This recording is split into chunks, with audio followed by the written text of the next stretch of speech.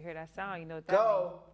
means? What up, everybody? We are officially, and I do mean like officially live right now. We on the midweek show, and we're back And we back. on YouTube. No. Don't just say and we back. Oh. This is a big deal. We on YouTube and we on Instagram. So we back. And we back! This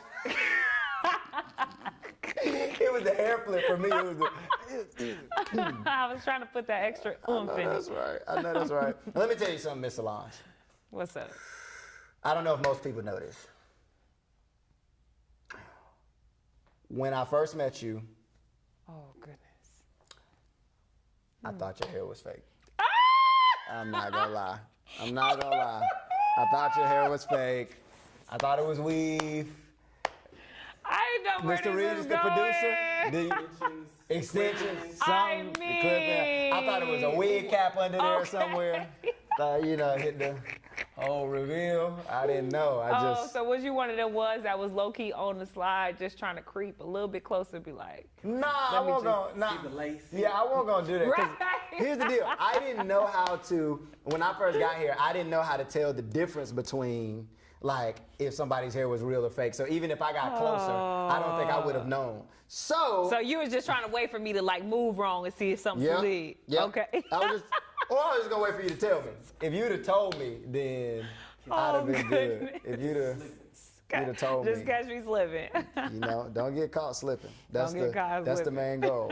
Do not get caught. So when you out found here out it was my real hair, like how what would you? I think I told you, I was like, man, you have like a lot of hair. Like you have a lot of hair. And I was just saying that, that's not necessarily impressive. It's just like you have nice Okay, hair. good. Like I didn't say the word, He was there's- like, oh no, it's really real. yeah, I mean, there's nothing wrong. Your hair is healthy. There we go. Got You have it. really Okay, healthy there you hair. go. Really healthy There hair. you go. There you because, go. I was taught, as a guy, you don't always grow up understanding this, but, I was taught never to say, like, good hair versus, like, there's no such thing as good hair. Don't say that. No such thing Don't as, like, say bad that. hair, however your hair is. So I just wanted to let you know that I thought your hair was healthy. That's the word. I mean, I think you got healthy hairs. I mean, like you see? you don't know a full beard though. see me? Full, I'm blowing okay, away. he got I'm this blowing fresh cut, y'all. He don't even know how to away. You act. see me? Got that fresh lineup. It's real spiffy right now. I'm telling you, I have had a beard since I was in 9th grade. 9th grade is when my beard started coming. Oh, that's in. legit. It wasn't like this, of right, course. right. And even now, like there's still like this part That's of my beard like don't legit connect. though. Like my This part brothers don't and them, connect. like mustache or beard did not fully grow until like their 30s. Like that's so sad. Yeah, I have a took friend like long it's time. not sad. I mean, Yeah, that- that's it a long just- time. It bro. just That's a is long what it time. is. Some I people, mean, but they were struggling. They was trying to grow it though. It was on the struggle bus for I a don't long know. time. I'm trying to. But I'm now just they trying to good. make it Now they happen. good. I know one thing. On YouTube, Raven said they put the two loudest people together. Oh, Raven coming with the shade again today. It's always shade. Always shade. We love you though, Raven. Raven is, if like we can give a VIP badge, Legit. literally Raven gets one. Raven's the VIP. Yes. She the VIP, but she got one more time to come for us. Right. Raven said they put the two loudest people. Be like, Raven, whose side you on? Don't come for us unless we send for you, Miss Raven. Oh, That's what I goodness. learned. The students, y'all taught me that this past weekend. Don't come for me unless I send for you. Don't come for me unless I send for you. At least that's what they say. So, hey, I heard we got like a little bit of background music this week, so I've been jamming a little bit. Oh. I don't know if it is or not. Like, we can't hear the background music they play for us, so y'all gotta let us know. Yeah. If you hear that background Because music. it give it a little bit of energy. Eee. All right, cool. Man, we're on Instagram. Are you able to jump over on IG? Let me and jump see on who's IG over real there quick. on Let me IG? jump on IG real because quick. it's going down. Yes. Just trying to give everybody a chance. Mr. Regis, the producer, what is it looking like on IG for us? Anybody up there? We wave. It looked like Raven hopped over on IG and YouTube. On both of them. BOFUN. BOF. Both platforms. Yeah, Right. we support both. I saw a Kaylee. There was somebody named Kaylee on here. Where you go, Kaylee? I see you, Kaylee. All right, perfect. Daniel is here. Daniel Chamberlain. Good to see you, Daniel. Good to see you. All right, here we go. All right, so we're going to start today off with a little bit of a game. Let's do it. We have prepared some words in advance, and we're going to play this game. It's called Word Sneak. Word Sneak. So me and Miss Solange, we are leaving the chats now. I'm closing the chat down. I'm not going to look at the chat. I'm putting the chat away.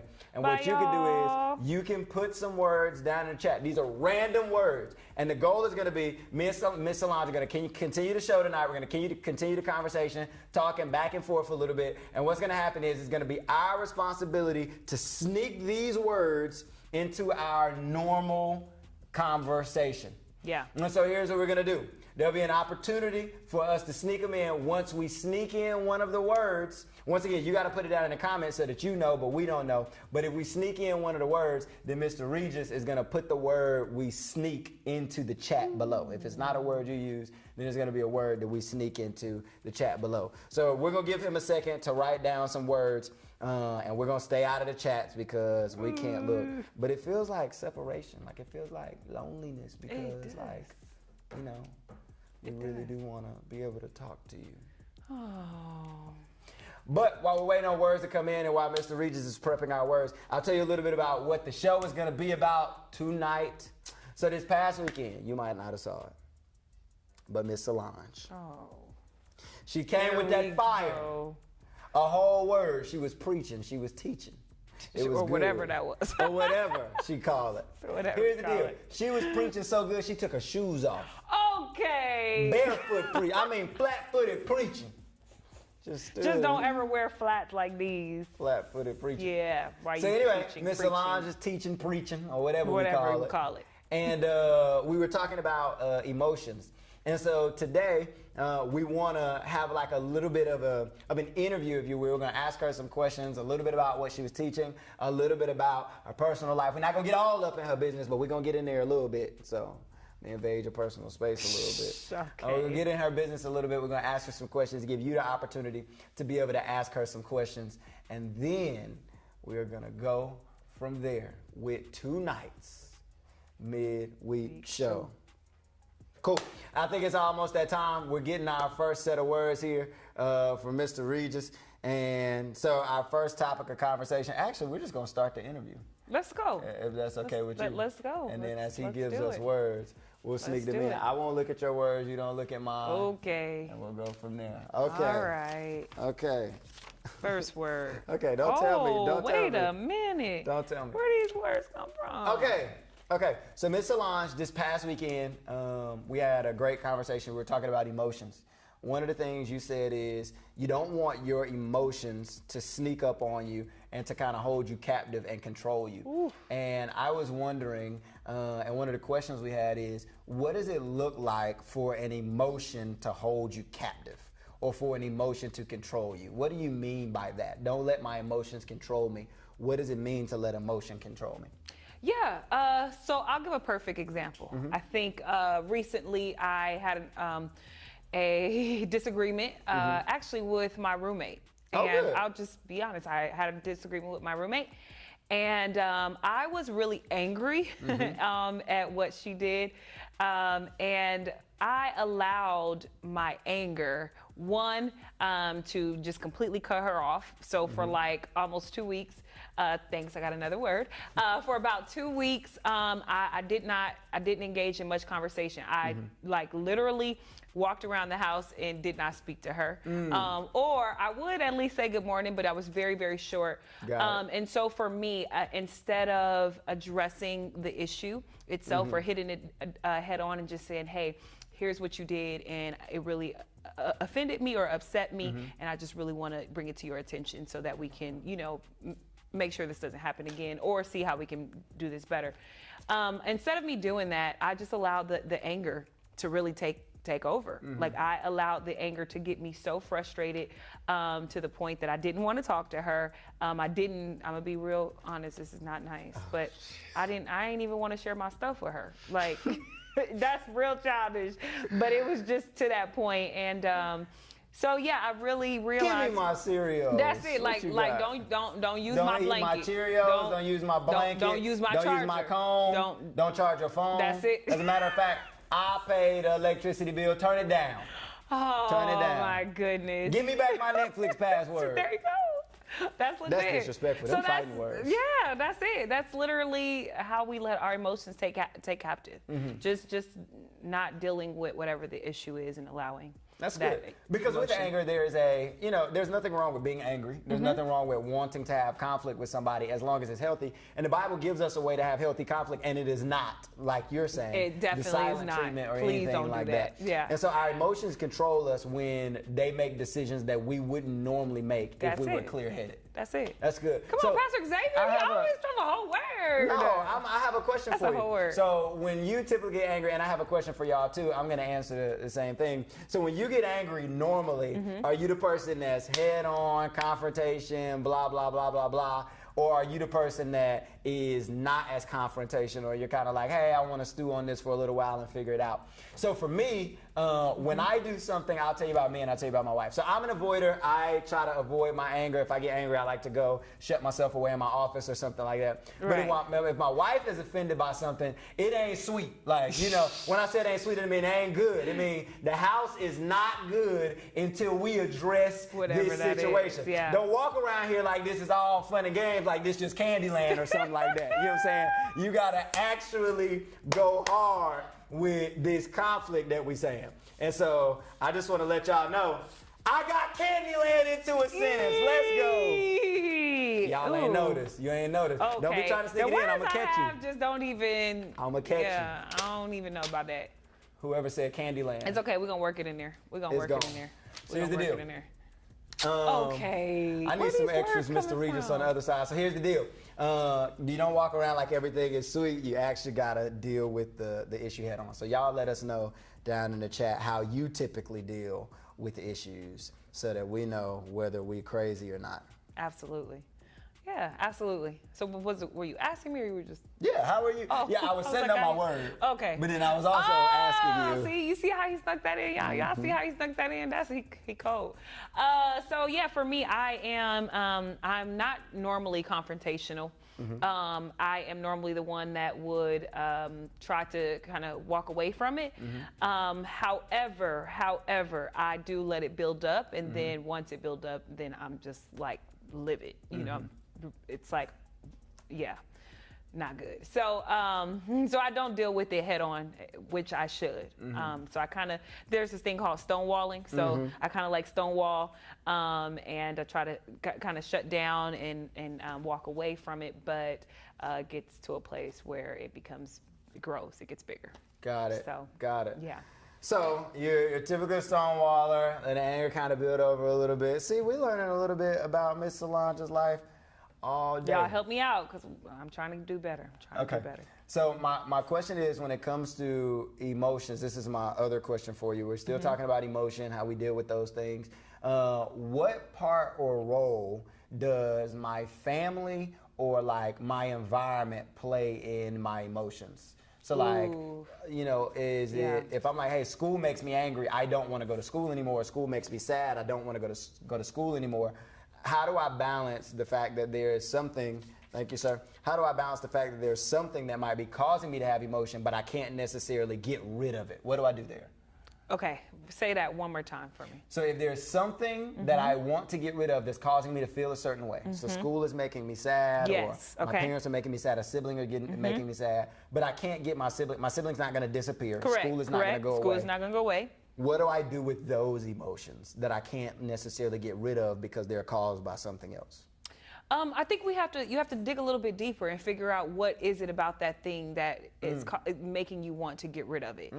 Because to your point, a lot of the times the things that we want to go away are things that will not go away, that should not go away. And we end up going down this spiral of frustration because we don't assess what is the reason why. So for instance, if you're frustrated with school, I think it's asking the bigger question of what exactly is it about school that frustrates me? Is it the people? So for instance, when COVID happened, we had a lot of students who did not like going to school physically. However, when COVID came, it brought a shift for them and they were now able to be home, right? And do virtual school. So they didn't have to deal with the people. And so initially they realized like my frustration was the people. It wasn't the school in itself. It was the people. It was the people. Yeah. And so, I think it's really asking, what is the reason? Like, that what I'm is, frustrated. what is the thing that is agitating me? Why is this thing so frustrating? Or why is it, why does it bother me in a way that I'm like, I don't want this to be a part of my life anymore. So I think that's one of the ways I would say is asking that bigger question. Yeah, I think that's a great answer. I think for me, I think, oftentimes as Christians, we think life is supposed to be all great, wonderful. It's supposed to be sunshine and rainbows and waterfalls. Oh, my God. It's supposed to be just like all this serendipity and that type of stuff. And the truth is that life is more of a struggle than that. That life is not always easy. Life is tough. And our emotions are there to help us navigate those things, exactly like you're saying. So if you think about your emotions like they are a sign from God, like, hey, when I get an emotion, God is trying to point my attention in a certain direction. That's good. Kind of like a gas light on a car. When the gas light come on your car, it means it's time to get some gas. That's it. I don't even know if Miss Solange got to put gas in her Lexus. Okay, why you tell the kids what kind of car I got? I'm just saying, the kids deserve to know. Kids deserve to know. She got a Lexus that match her outfit. It's black and it's burnt orange interior, just like this. Please don't listen to. Inside, peanut butter. Outside, it's not jelly. It's Right, black. it's not jelly. It's black. Here's the deal. Okay. Miss Solange live where the money reside, where the money reside, where the money reside, where the... Okay, no, I don't. I would just like it to be known that a while ago I put the word serendipity in a sentence. And y'all ain't know. Serendipity. Who said? Don't worry. Serendipity. Don't worry. I'm telling you, bro. I got all the stuff today. And I done snuck in. I'm telling you. And I'm on like this old school vibe. I got waterfalls. I got where the money reside. I'm telling you. I'm about to go Lil Jon on y'all just straight crunk juice in a minute. I'm telling you. Oh my God. It's going to be crazy. Crunk juice was also my word. The point is, I'm killing it. Somebody got to catch up. I mean, I'm struggling, y'all, but I'm a dip in real quick somewhere. The point is, when we get these symbols, these gas lights, these indicators in our life, if we'll ask questions as to why the thing is happening, it'll give us answers as to what we can do to calm them. So if I start feeling anxiety when I get to school, it means that God is giving me a way to look around and say, something in my environment is stressing me. Once I identify what is stressing me, it gives me a better path towards working away from it.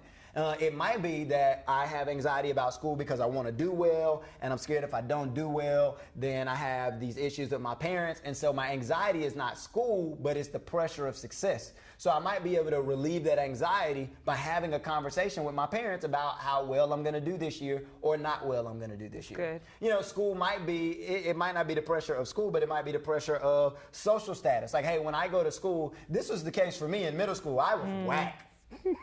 Extra lame. I'm not going to say I had no friends. I had 2 friends my entire middle school career, Xavier and Ahmad. I appreciate y'all because without y'all, I wouldn't be here today. They would have gotten me. They're taking me out. You had a best friend named Xavier. Your name is Xavier? Yeah, but in middle school, they actually called me Trey. Oh, you did tell me that. Yeah. Y'all don't call him Trey, though. Trey, do not call me Trey. Don't call him Trey. You ain't earned that. You ain't earned that. You ain't earned that right. You ain't earned that right. So it really seemed like a lot of y'all maybe feeling a little trapped sometimes by the very thing that frustrates you. And so, as Pastor Xavier said, you need to identify what the indicator is so that way you won't be a dungeon dragon. Ooh, I don't even know where it went. Dungeon Dragon. A dungeon dragon. I don't even know what that is, but I just had to try to sneak one in, and then it didn't even go nowhere. But that was not a sneak. You said that way you won't end up like a dungeon dragon. You gotta read it beforehand, and then. Y'all just give me my point. Just give me a point. I mean, I'm struggling right now, but we just we're trying to make ground. Come on, hand clap for Miss Solange. Congratulations, Miss. Congratulations, Miss Solange. I'm struggling, but we gonna make it. We appreciate you. So here's the deal, yeah. So I think it's up to us to identify what emotion it is that we're feeling and dig down to the root of it so that we know how to better deal with it. Yeah. Here's the thing that I think that I used to say this all the time when I was in middle school. I had no idea where I got this from, or in high school, have no idea where I got this from. But I found it to be true. If you and I can learn to control our emotions, we essentially get control over our entire life. If you think how many bad decisions are made because of emotions, or how many literally emotional decisions are made because we weren't in our proper headspace, then you will start to understand why people end up in bad places, why people make bad decisions in high school and college and all of that stuff. You hang out with the wrong people because you don't have the right friends. You know, you end up dating the wrong person because you feel lonely. You end up turning to other things because you feel sad. You end up neglecting your schoolwork because you're anxious. And if you and I can learn to control our heart, learn to control our emotions, learn to control our minds, what we think about and what we dwell on, then we get a chance and an opportunity to have a better life. And not just for the sake of having a better life, but so that we can better glorify Jesus. Good. Ooh, Jesus. Better. Oh, our producer in the back was like, Jesus, Jesus. Jesus. So here's the deal. Control your emotions, control your life. I have a question, Miss Solange. Come on. If there's a thought that I'm stuck on, and I said thought, not thought. Okay. I just wanted to be clear. I'm from the country. Jeez. I understand it. A thought. I hope it wasn't thought. Yeah, I wasn't stuck on a thought. Because I don't have no answers for that. If I was stuck on something that I'm thinking about, how about that? Okay. I keep thinking about the same thing over and over and over again. If I'm stuck on something, I can't get it out of my head. What is the best way to move past that emotion or to move past that way of thinking? Ooh, I think one of the biggest things is talking to someone. I think if you have a trusted friend that is wise, you have a trusted sibling, maybe that's wise. Because I know sometimes it's a challenge to go to your parents. But even if you have a great relationship with your parent and you feel comfortable or safe enough to go and talk to them, but seeking some kind of counsel, someone outside of yourself, because what tends to happen a lot of times when we do not hash out our emotions or what we're feeling, they tend to grow. Whatever that thing is, it tends to get bigger. And before you know it, now your thoughts, whatever it is that you're thinking about that is truly maybe not true or unhealthy, now you're making irrational decisions out of that place. And so I think the first thing is finding someone or a safe place that you can go and say, hey, here's what I'm struggling with, or here are my thoughts. Can you help me process these or unpack these to see if it really is true, and then two, if it really makes sense, you know? So I would say that is one of the first things I would recommend. That's good. So having somebody that you could process through it with, who can speak truth into the situation. I think I think even in the middle of the answer there is the overall answer, which is truth.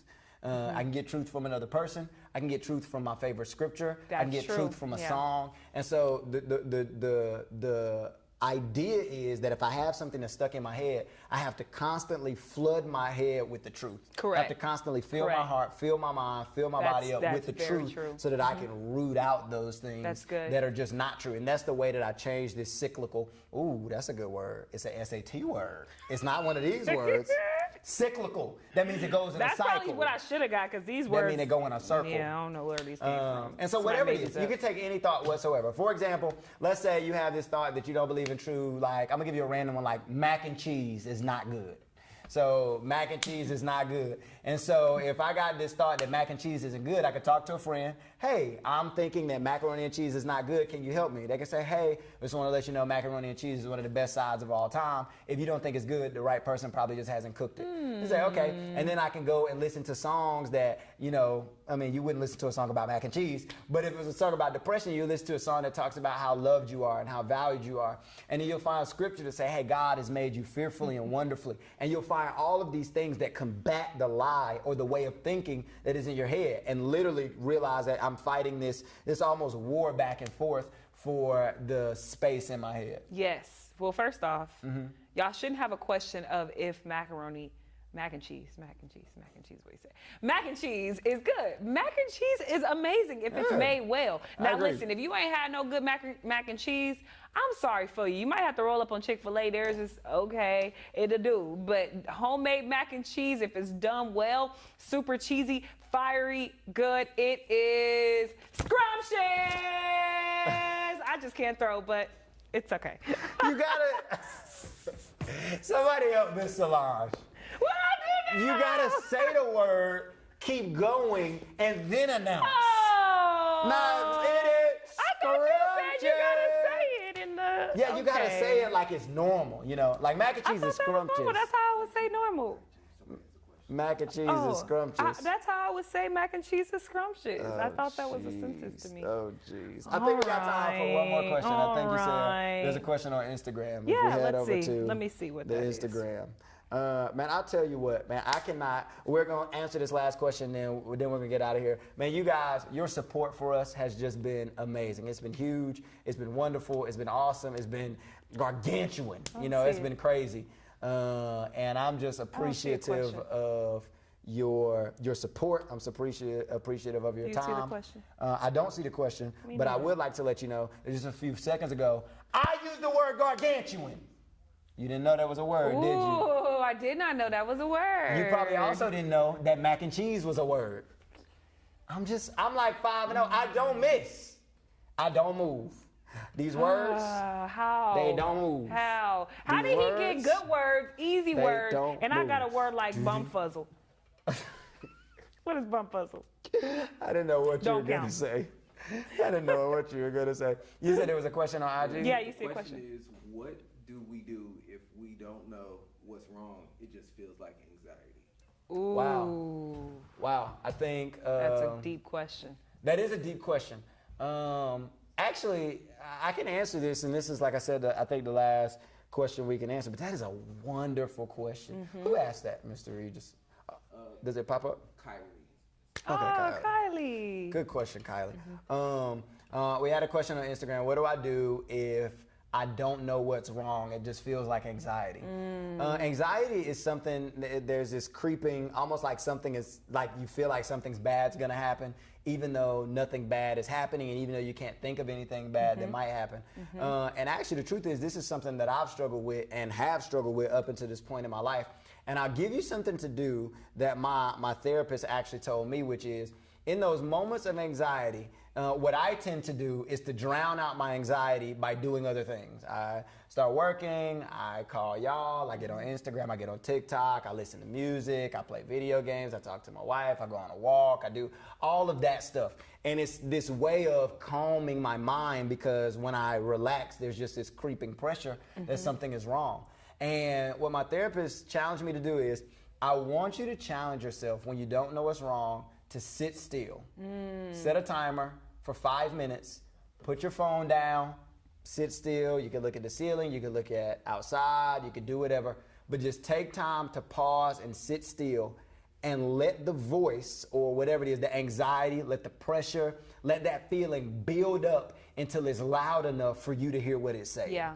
I think the longer you sit still, the more you'll have these thoughts, and you go, there's something bad I think is gonna happen, or I just don't like my current life, and that might mean I might need to set some goals. Hey, I'm just not satisfied with where I live. That might mean that I need to set some goals. Hey, it might be, dissatisfaction, discontentment, sadness, depression, but if you sit still long enough, I think it will get loud enough for you to be able to think about more clearly what it is. And after you identify it, then you could take steps towards getting away with it. Yeah, that's really good. And I would say, in addition to that, I love that method. And so in addition to that, I would say, even as you're sitting still and quiet and trying to process what your thoughts are, I think having a journal to really be able to write those things down, because you'll identify that those may be triggers. And so because you identified, so for instance, I don't necessarily struggle with anxiety. However, when I am faced with a really big task,